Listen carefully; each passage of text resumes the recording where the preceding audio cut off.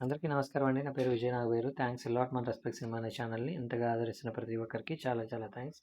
Again came back with one more casting requirement అండి. ఇది వచ్చేసి ప్రొడక్షన్ నెంబర్ 1 అంట కాస్టింగ్ కాల్ అని అంటున్నారు. If you have a passion for acting and want to be a part of exciting new project, this is your chance. We welcome talented and passionate people who are ready to perform and grow in film industry. Join in అనే supporting mail role ఇచ్చారండి. 35 నుండి 55 వరకు కావాలంట. అలాగే supporting female rail వచ్చేసి 30 నుండి 45 వరకు కావాలంట. అలాగే టీన్ బాయ్స్ అండ్ గర్ల్స్ కావాలంటే 12 నుండి 18 సంవత్సరాల లోపు వాళ్ళు. Send your profile along with 2-minute audition clip 2 అని ఇక్కడ వాళ్ళ contact number and mail ID ఇచ్చారండి. అది నేను మీకు చెప్తాను. అయితే వీళ్ళని ఎప్పటిలోపు అప్రోచ్ అవ్వాలి అంటే audition will be close by April 2026 అని అంటున్నారు. కాబట్టి ఏప్రిల్లోపు వీళ్ళని అప్రోచ్ అవ్వే ప్రయత్నం అయితే చేయండి.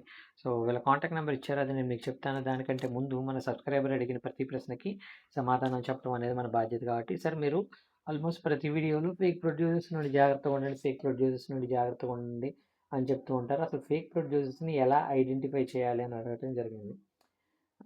ఇక్కడ నేనేమంటా అంటే ఫేక్ ప్రొడ్యూసర్ అంటే ఏంటి, వాడు సినిమా తీద్దామని అనే వంకతోటి సినిమా తీయకుండా మిమ్మల్ని వాడి పర్సనల్ ఇది కోసం ఉపయోగించుకుంటున్నాడు. అంటే ఫర్ ఎగ్జాంపుల్ ఫేక్ ప్రొడ్యూసర్ని ఎలా ఐడెంటిఫై చేయాలి, మీరు ఇప్పుడు ఫర్ ఎగ్జాంపుల్ నేనే కాస్టింగ్ రిక్వైర్మెంట్ పెట్టాను. ఆ కాస్టింగ్ రిక్వైర్మెంట్లో ఉన్న నెంబర్కి మీరు కాల్ చేశారు, లేదంటే మీ ఫొటోస్ పెట్టారు. ఫొటోస్ పెట్టిన తర్వాత అతను మీకు అప్రోచ్ అయ్యే విధానం అనేది ఎలా ఉంది. ఫర్ ఎగ్జాంపుల్ ఆడపిల్లలతోటి ఏదైనా వెకిలిగా ప్రవర్తిస్తూ, లేదంటే కైండ్ ఆఫ్ కమిట్మెంట్ లాంటివి అడుగుతూ, లేదంటే పచ్చిగా చెప్పాలి అంటే నాతో పడుకుంటావా అనే టైప్లో మాట్లాడుతూ, లేదంటే ఎవరితోటన్నా పడుకుంటావా అనే టైప్లో మాట్లాడుతున్నాడు అంటే అతనికి సినిమా కన్నా కూడా వ్యభిచారంలోకి మిమ్మల్ని దించాలి అనేది అతని మెయిన్ మోటో అయి ఉండొచ్చు. కాబట్టి అలాంటి వాళ్ళతోటి జాగ్రత్తగా ఉండండి. 2 ఏంటి అంటే ఇప్పుడు మిమ్మల్ని డబ్బులు అడుగుతున్నాడంటే, ఇప్పుడు సినిమా అంటే ఏంటి, అదేమన్నా పానీపూరి బండా, లేదంటే చపాతీలు వేసుకునేదా, లేదంటే ఏదైనా కానీ. ఇప్పుడు ఫర్ ఎగ్జాంపుల్ ఆఖరికి మీరు ఒక చపాతీ కొనటానికే వెళ్ళారనుకోండి. ఆ చపాతీ కొనటానికి వెళ్ళినప్పుడు వాడు రెడీ చేసి పెడితే మీరు డబ్బులు ఇచ్చి తెచ్చుకుంటారు, అంతేనా?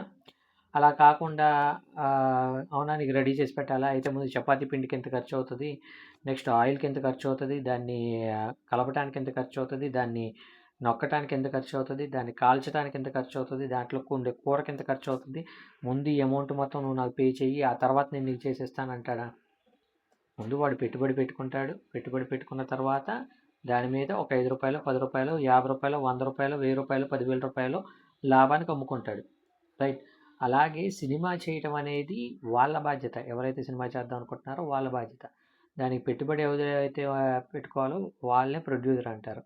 ప్రొడ్యూసర్గా వాళ్ళు వ్యవహరిస్తూ మిమ్మల్ని డబ్బులు అడుగుతున్నాడంటే అర్థం ఏంటి, వాడి దగ్గర డబ్బులు సరే కాసేపు ఇలాగ అనుకుందాం, డబ్బులు లేకపోతే ఏమైంది సార్, సినిమా చేయాలనే ప్యాషన్ ఉంది కదా, నన్ను డబ్బులు అడుగుతున్నాడు, మహా ఎక్కువ ఏమన్నా అడుగుతున్నాడు, 1,00,000 రూపాయలే కదా నన్ను అడుగుతుంది, నేను ఇస్తాను సార్ అని అంటారు మీరు. ఆ 1,00,000 రూపాయలు మీరు ఇచ్చిన తర్వాత 1,00,000 రూపాయలతోటి ఏమేమి వస్తాయి అసలు? నిజం చెప్పాలంటే ఒక కెమెరా కావచ్చు, ఈ రోజున ఒక ఎడిట్ సూట్లో ఒక దిక్కుమాల ఎంతకంటే తక్కువ బడ్జెట్లో సినిమా ఎడిట్ చేయించలేమంటే 3 నుండి 5 లక్షలు ఉంది. అలాంటప్పుడు మీరు ఇచ్చిన 1,00,000 రూపాయలతో అతను ఏం చేయగలడు? లేదు సరే కాసేపు ఇలాగ అనుకుందాం, సినిమా మొత్తం ఫినిష్ అయిపోయింది, అతను సినిమా షూట్ చేశాడు ఏదో రకంగా, దాన్ని ఎడిట్ కూడా చేశాడు, ఫైనల్ కాపీ రెడీగా ఉంది. కానీ ఆ సినిమా అనేది రిలీజ్ చేయాలి కదా. రిలీజ్ చేయాలంటే ఏంటి, బయ్యర్లతో మాట్లాడాలి, డిస్ట్రిబ్యూటర్లతో మాట్లాడాలి, ఎగ్జిబిటర్లతో మాట్లాడాలి, వాళ్ళతో మీటింగ్స్ పెట్టుకోవాలి, వాళ్ళకి కనీసం ప్రసాద్ ల్యాబ్స్లో ప్రివ్యూ వేయాలి, లేదంటే ఫిల్మ్ ఎఫ్ఎన్సీసీలోనో ఎందులో ఒక దాంట్లో ప్రివ్యూ వేయాలి. ప్రివ్యూ వేయాలంటే వర్స్ట్ సినారియో అంటే ఒక 50,000 నుండి 1,00,000 రూపాయలు ఖర్చు అవుతుంది. సో దానికి డబ్బులు లేవు అతనికి. థియేటర్ అది కరెక్ట్గా లేదనుకోండి, లిమిటెడ్ బడ్జెట్లో సినిమా చేశాడు కాబట్టి ప్రాపర్ లొకేషన్స్ వాడలేకపోయాడు, ప్రాపర్ ఆర్టిస్టులు వాడలేకపోయాడు, ప్రాపర్ రైటర్ని వాడలేకపోయాడు, ప్రాపర్ డైరెక్షన్ స్కిల్స్ లేవు, ఏమీ లేని టైంలో అతనికి ఒక మంచి టేస్టీగా ఉండేది కాకుండా మామూలుగా ఉండే సినిమా వచ్చింది. అలాంటి ఒక పర్టికులర్ సినారియోలో డిస్ట్రిబ్యూటర్లు కావచ్చు, బయర్లు కావచ్చు, ఎగ్జిబిటర్లు కావచ్చు, వాళ్ళు కొనడానికి సిద్ధంగా లేరు. అలాంటప్పుడు ఏం చేయాలి, కనీసం 100 థియేటర్లన్నా మనకు మనం ఓన్‌గా రిలీజ్ చేసుకోవాలి. ఓన్‌గా రిలీజ్ చేసుకోవాలంటే హీనపక్షంగా ఓ 10,00,000 మనం పెట్టుబడి పెట్టుకొని థియేటర్‌లకి డీటీఎస్‌లు, క్యూబులు కట్టుకొని మనం రిలీజ్ చేసుకోవాల్సిన ఒక పరిస్థితి. కొన్ని కొన్ని సందర్భాల్లో మనం రెంట్‌లు కూడా కట్టుకోవాల్సిన ఒక పరిస్థితి ఉంటుంది. సో, అలా కట్టుకొని మనం రిలీజ్ చేసుకోవాలి. అలా కాకుండా మనం పబ్లిసిటీ చేసుకోవాలి. పబ్లిసిటీకి ఇంకో 10,00,000 ఖర్చవుతుంది. సో, నిన్నే రూ. 1,00,000 అడుగుతున్నాడంటే వాడి దగ్గర డబ్బులు లేవు. డబ్బులు లేని వాడు ఎప్పటికీ సినిమా చేయలేడు. సినిమా చేసినా దాన్ని రిలీజ్ చేయలేడు. రిలీజ్ కాని దానికి డబ్బులు పెట్టడం అనేది మీ మూర్ఖత్వం అవుతుందనేది నేను మళ్ళీ చెప్పే ఒక మోటో అనమాట. సో, నేను మీ అందరికీ చెప్పేది ఒకటే, ఎప్పుడైనా గానీ ఇప్పుడు ఫర్ ఎగ్జాంపుల్ నేనున్నాను. నేను డబ్బులు ఇవ్వలేను అన్నాననుకోండి, ఏం పర్లేదు ఎళ్లి యాక్ట్ చేయండి. కాకపోతే యాక్ట్ చేసేటప్పుడు ఏం చేస్తారంటే, సార్ నేను ఫ్రీగా పని చేస్తున్నాను కదా!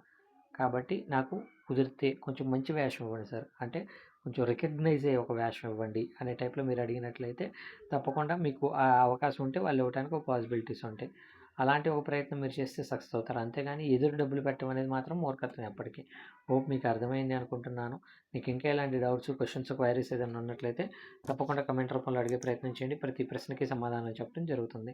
So, getting back to the casting requirement వీళ్ళ కాంటాక్ట్ నెంబర్ చెప్తాను, నోట్ చేసుకోండి. 8125728672. I repeat, 8125728672. డిస్క్లైమర్ అది మీ అందరికీ తెలిసిందే కదా! ఇంకోటి ఏ పర్టికులర్ కాస్టింగ్ రిక్వైర్మెంట్‌కి నాకు ఎటువంటి వ్యక్తిగతమైన లావాదేవీలు వీళ్ళెవరో కూడా నాకు తెలీదు. వీళ్ళల్లో ఎవరైనా మిమ్మల్ని డబ్బులు అడిగినా, మోసం చేసే ప్రయత్నం చేసినా నమ్మకండి, మోసపోకండి, జాగ్రత్తగా ఉండండి. వీడియో నచ్చిందా? లైక్ చేయండి. వీలైనంత ఎక్కువ మందికి షేర్ చేయండి.